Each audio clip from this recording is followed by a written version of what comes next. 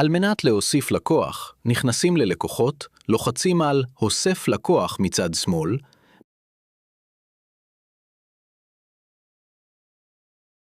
מזינים את שם הלקוח, שם משפחה, דואר אלקטרוני וטלפון,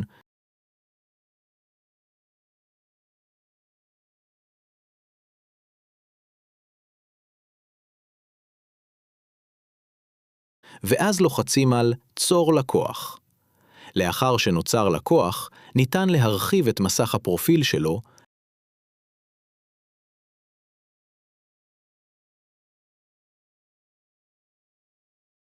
להוסיף מספר תיק,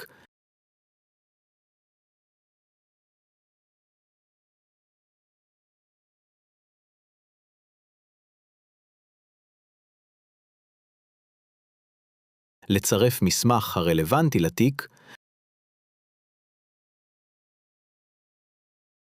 ולהוסיף תיקים נוספים לפרופיל, במידה וישנם תיקים אחרים המנוהלים בעניינו במשרדכם.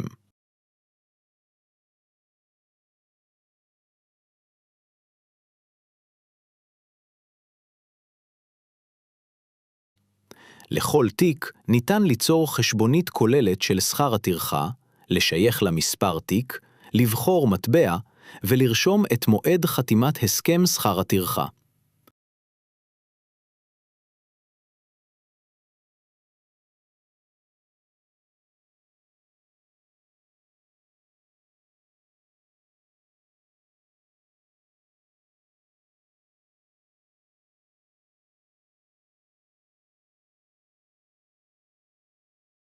לאחר הזנת גובה שכר הטרחה, אם הלקוח משלם חלק מהסכום או את כולו, נכנסים לחשבון התיק שבו בוצע התשלום. לוחצים על הוסף עסקה ומזינים את פרטי התשלום מתוך סכום שכר הטרחה.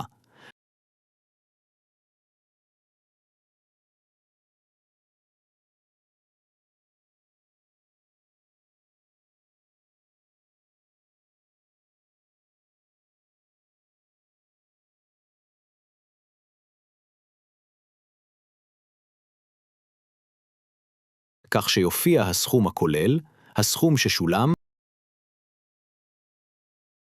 והיתרה לתשלום.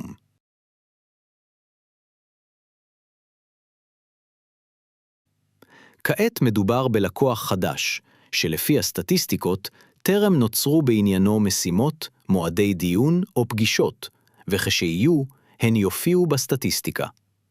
לבסוף, לתיוק מסמכי תיק הלקוח, בתחתית העמוד, לוחצים על הוסף מסמך.